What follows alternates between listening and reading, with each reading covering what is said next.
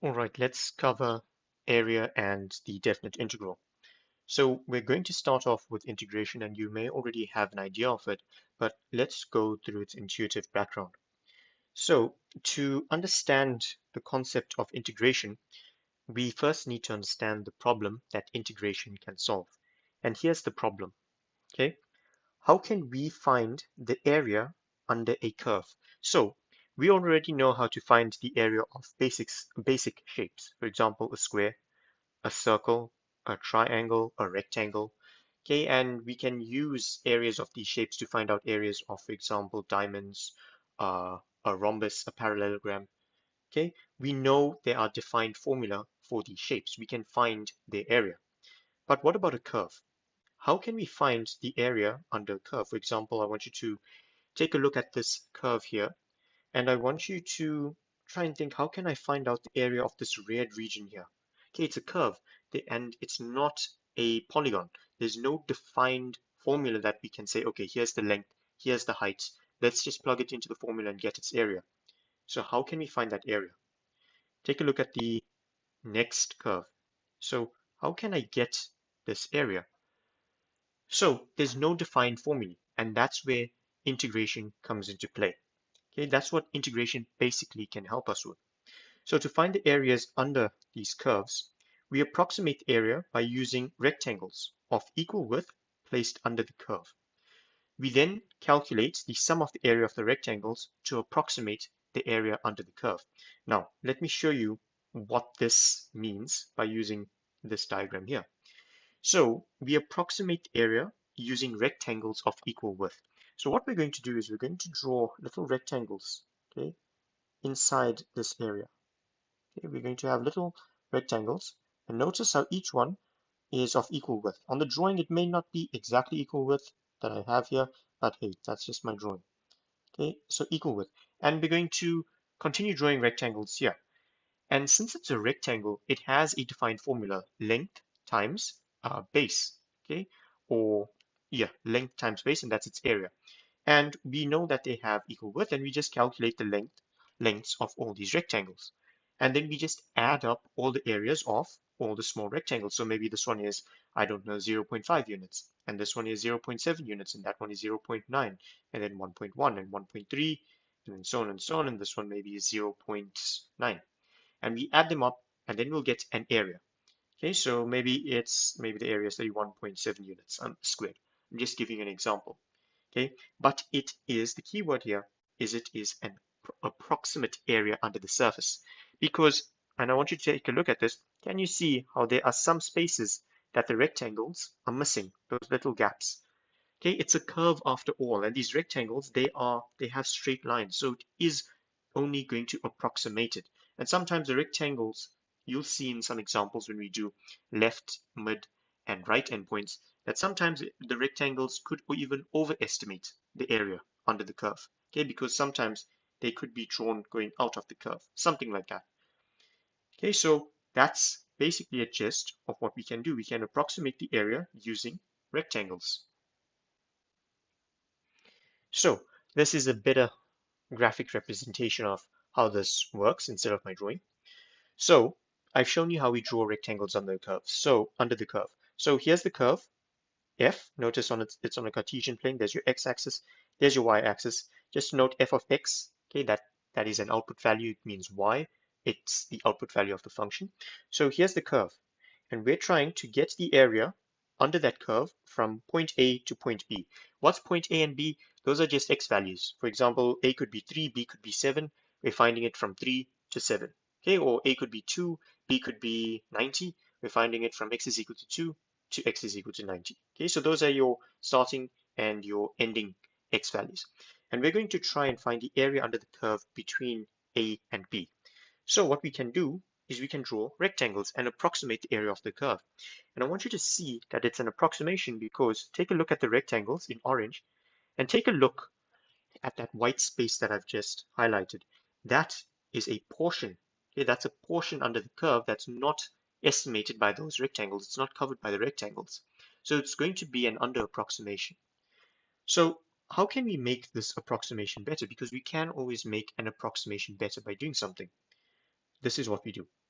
note that as we increase, okay, so as we increase the number of rectangles used, okay, if we increase the number of rectangles used, the width of the rectangles is decreased. So here I'm using how many? 1, 2, 3, 4, 5, 6 rectangles, and here a lot more. Don't ask me to count that. So we're going from here to here.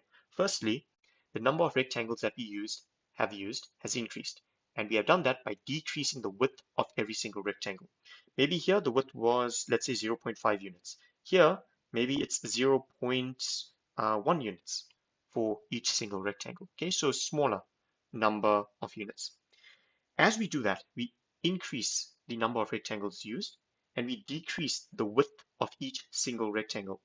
The approximation of the area under the curve becomes more and more and more accurate. Can you see how we don't have such large white spaces that are being left under the curve? And we continue doing that and we continue doing that until the rectangles have an infinitely small width and we can exactly calculate the area under the curve. This is something called Riemann sums. I'll explain it just now, but that's basically the gist of what we are trying to do, or how we are going to estimate the area under a curve. Okay, just something to take note of. When we draw rectangles under the curve, we can use right or left endpoints. We can also use midpoints, more on that later. What do I mean by that? So right endpoints mean that the right endpoint of the rectangle touches the curve. So it's a bit difficult to see with a paragraph or in words. Let me give you a curve. Okay, here we go. And I'm going to use a right endpoint. So let's say I want to get the area from here to here of this curve.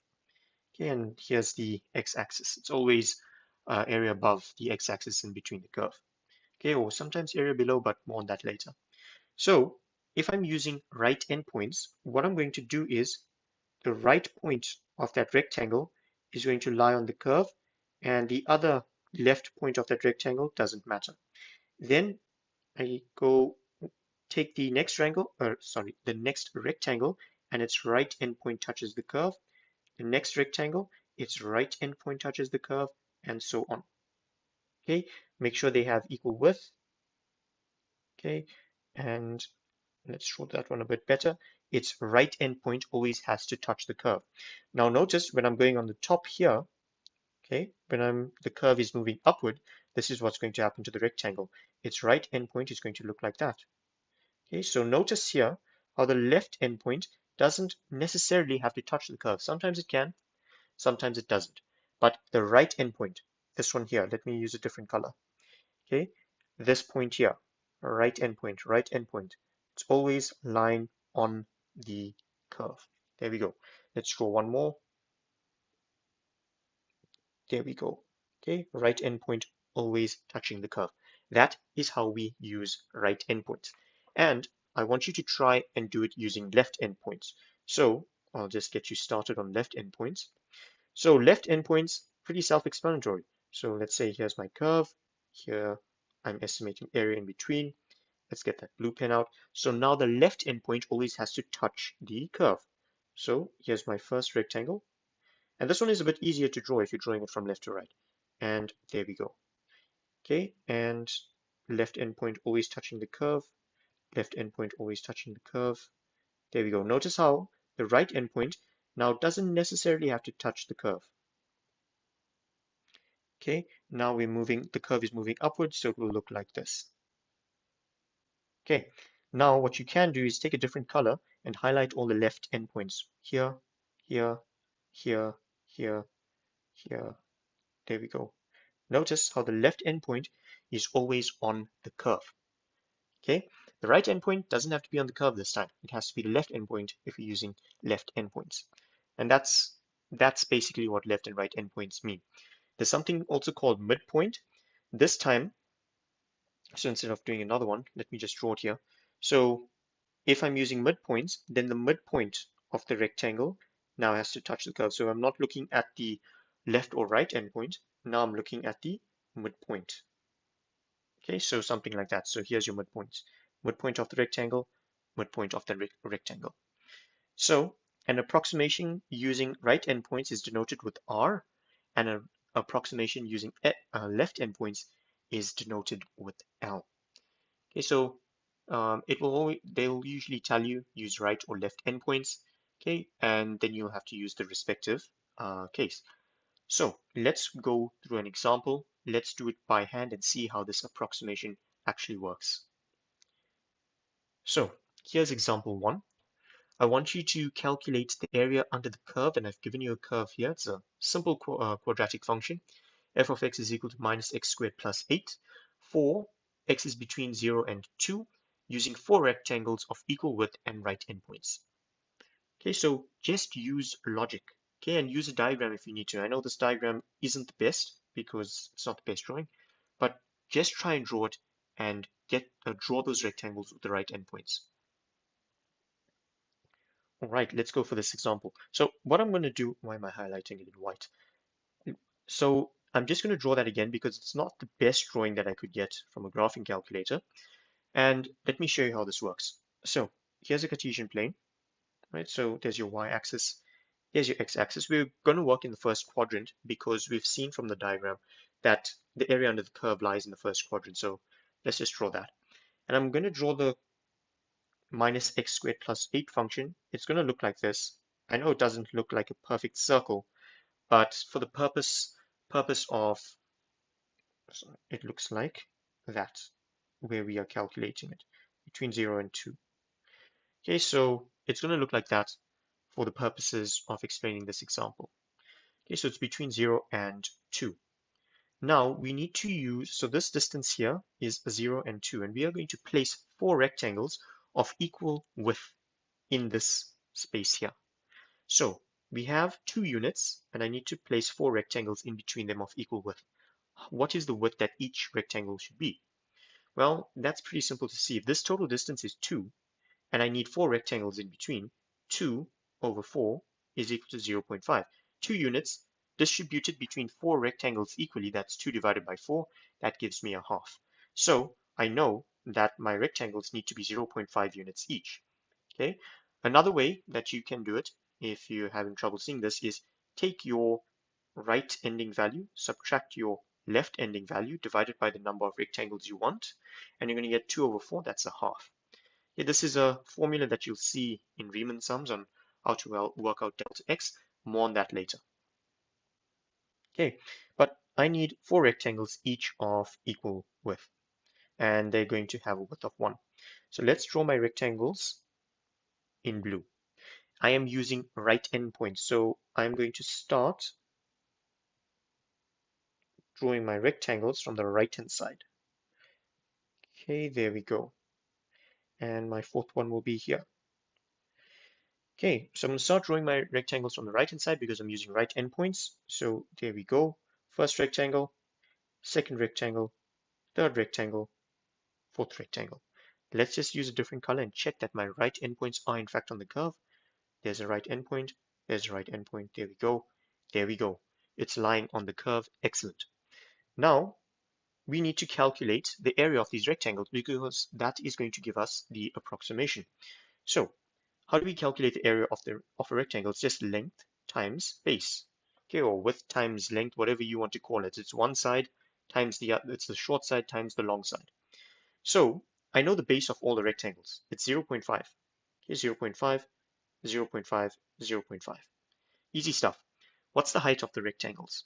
So what's the height of this rectangle here? And what's the height of that rectangle? And that rectangle? And that one? Okay, the heights are definitely not the same. Take a minute, think about it. So how we work out the heights is this here, this point here, that's an x value. Its x is equal to 0.5 because this, after all, is an x-axis.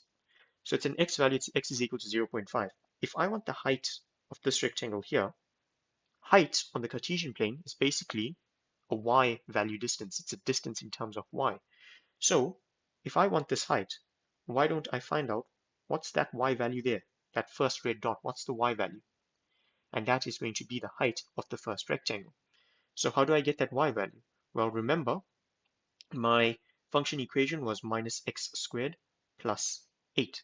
So I'm going to take x is equal to 0.5, substitute it in here, I will get y is equal to, I get 7.75. And that is the height of the first rectangle. Why? Because this coordinate here, that right endpoint, has the coordinates 0.5 and 7.75. Okay, so the 7.75 is the height of the first rectangle. What about the second rectangle? Well, its x value now is not 0.5 because remember the first rectangle is 0.5, then we have another 0.5. So this, let me take this all out so you can see it. So this point here is going to be 0.5 plus 0.5, 1. So now what I'm going to do to find out this coordinate here, I'm going to take x is equal to 1. Okay, x is equal to 1. Substitute it into minus x squared plus 8. I'll get minus 1 squared plus 8. That's going to be 7. Sorry. X is equal to 1. Y is equal to 7. So this coordinate here is going to be 1 and 7. So the height of the first rectangle is 7.75. The height of the second is 7. And that's what you're going to do for the remaining rectangles. And then we're going to get our area. So remember we had an area using right endpoints, so you can say R. Okay, area using right endpoints, that's the approximation. So it's going to be 0.5 times by the height of the first rectangle, 7.75, plus 0.5 width of the second rectangle times by height of the second rectangle. Okay, plus 0.5 height of the, width of the third rectangle times the height of the third rectangle, I get 5.75, and the last one I get 0.5 times by 4. Okay, if you have to use a calculator and add all these up, you will get 12.25. There we go, that's your answer, 12.25. And some of you may have noticed, so that's 12.25, that is the approximate area using 4 rectangles. Okay, it's an approximation. It's not the exact area under the curve, again, because we're using 4 rectangles. If you want to find a better estimate, you need to increase the number of rectangles that you are using. For example, you could use 10, you could use 100. Right, so you can do that. Take your time, spend the entire day, do it using 100 rectangles and work out the area, an approximation. But that's how you handle this example. Just a note, some of you may be screaming at me, and I'm like, calm down. So I did 0.5 times 7.75 plus 0.5 times 7. Another way you can do it is, since 0.5, the width is always a common factor, you can say 0.5 into 7.75 plus 7 plus 5.75 plus 4. So what we're doing is we're taking the width of the rectangles because those are always going to be equal. It's not going to change. Okay, and then I'm taking the width of the rectangles, okay, the width of a single rectangle, and multiplying it by the sum of the heights. This right here, the second red rectangle thing, not rectangle thing, the second red highlighted text here, that is the sum of the heights of the rectangle. This multiplication here is the exact same thing as calculating the sum of the areas of all the rectangles. We're just pulling out the width as a common factor, right? So I do want you to try and make an effort to understand this. So write it out in full, calculate the areas, and then pull out a common factor of 0.5 and check that you can get this. Because if you can understand this here, the width multiplied by the sum of the heights of the rectangles, that's going to give us an approximate area under the curve. You're not going to have a problem with remembering how to work out Riemann sums. Riemann sums are going to become extremely easy. Okay, so take some time and try to understand that pulling out a common factor. Let's move on to the next example.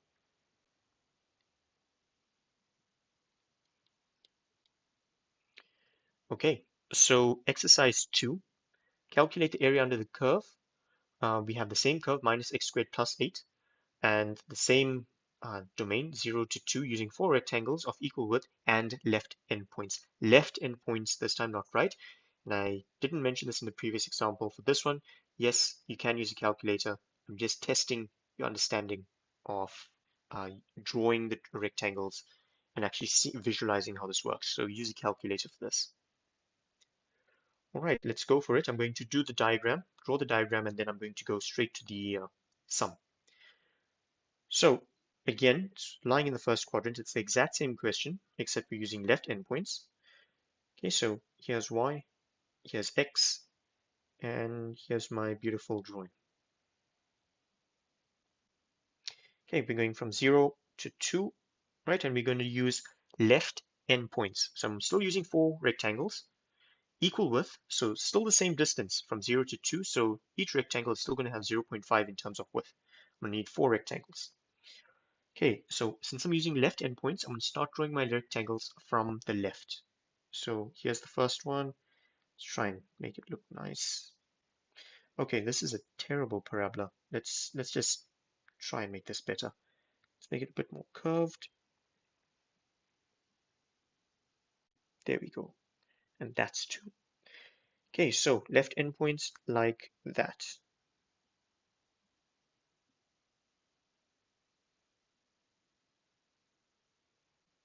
Okay, the last one is a bit bigger, but it's just a drawing.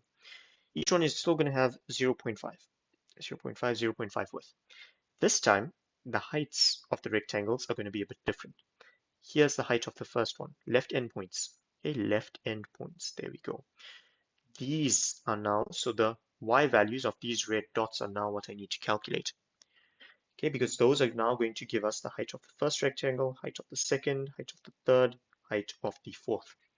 So take your time, check what the x values are, substitute it into minus x squared plus 8 and work out the y values. I'm going to do the first one. So this here, this first red left endpoint, that has an x value of x is equal to 0. Sub that in into minus x squared plus 8, your y is equal to 8. So the height of the first rectangle is 8. And then do it for the second, you should get 7.75. Okay, third one is 7, fourth one is 5.75. So let's work out the approximation, the area approximation. So we're using left endpoints. I'm going to write it with a capital L. It's equal to, now I'm going to do this using the width of the rectangles multiplied by the sum of the heights. I want to get you used to that. Okay, and I told you why. So the width of the rectangles are 0.5 for each of them. They don't change. Okay, into what are the heights? So it's first one is 8, second one is 7.75, third one is 7, and the last one is 5.75. Okay, use a calculator and work out the result, 14.25. Okay, so there's the approximation, 14.25.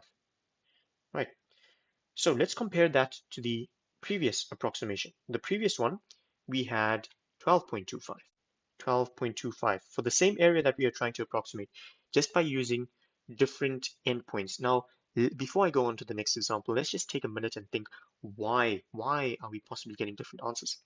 Again, what's the relationship between the answers that we are getting? Okay, always ask yourself why. This one here, using right endpoints, is 12.25.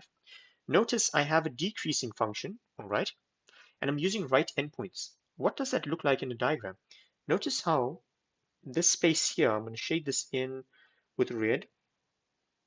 That space there, that space there, and that space there. That is area under the curve that is not being approximated by the rectangles. It's as if the rectangles don't even know it's there. So the rectangles are not accounting for it. We say that the rectangles are under, it's giving us an under approximation. Okay, so maybe the true answer, so we got an approximation of 12.25, but those red areas, maybe it's a 1 unit, and the true area is 13.25. That's why it's an approximation. It can't give us an accurate answer if you're using a set number of rectangles. So it's giving us an under approximation. Let's take a look at the next one and see what's the case. Slightly different story. Let's get this out of the way. Take a look at this now. So I'm going to highlight now area above the curve, but inside the rectangles. Here we go. And here we go, and there. This now is area that is not under this curve, but it's being approximated, or it's being included rather, in the rectangles. If that's the case, the rectangles are including something extra, that's going to give us an over approximation, which is why this one is slightly larger. It's 14.25. So maybe this red area, maybe it's 1 unit as well. Maybe that red area is 1 unit, and the true answer is 13.25. So this is an over approximation. So I know, they could ask you what happens when you use right endpoints on an increasing function. Does it give us an under approximation or over approximation? What happens when you use left endpoints on a decreasing function? Will it give you an under approximation or over approximation of the true area? Something to that effect. Don't memorize it. All you have to do is, firstly, you know how to draw an increasing function and you know how to draw a decreasing function. And now I just showed you how to draw right endpoints and left endpoints. So if you're there in an assessment, all you have to do is, if they ask you for an increasing function, then draw this increasing function, right endpoints. So right endpoints, you start from the right. What's going to happen? Well, I've got some spaces above the curve. It's going to give me an over approximation. That's how you do it. Don't memorize it, understand it.